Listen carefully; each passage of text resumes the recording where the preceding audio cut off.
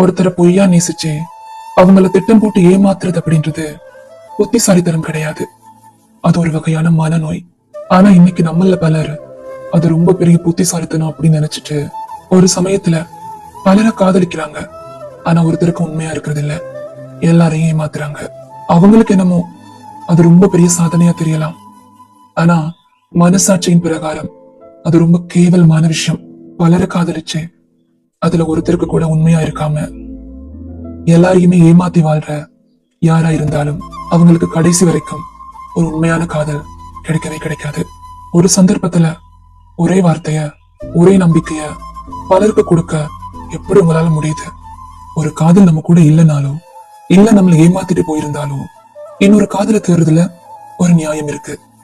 ஆனா நம்ம கூட ஒருத்தர் காதல இருக்கும் போதே இன்னொருத்தரை காதலிக்கிறது எந்த வகையிலங்க அது நியாயமா இருக்க போகுது?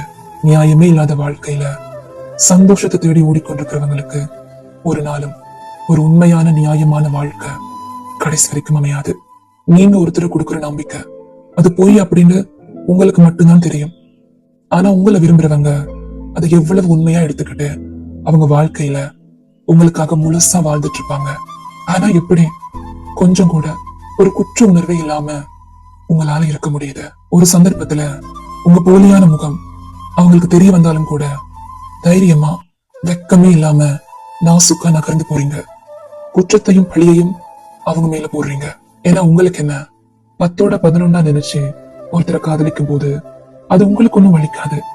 ஆனா பாவம், நீங்க மட்டும்தான் உண்மை அப்படின்னு சொல்லி உங்களை மட்டுமே காதலிச்சவங்களுக்கு அது ரொம்ப பெரிய வலியாத்தான் இருக்கும்.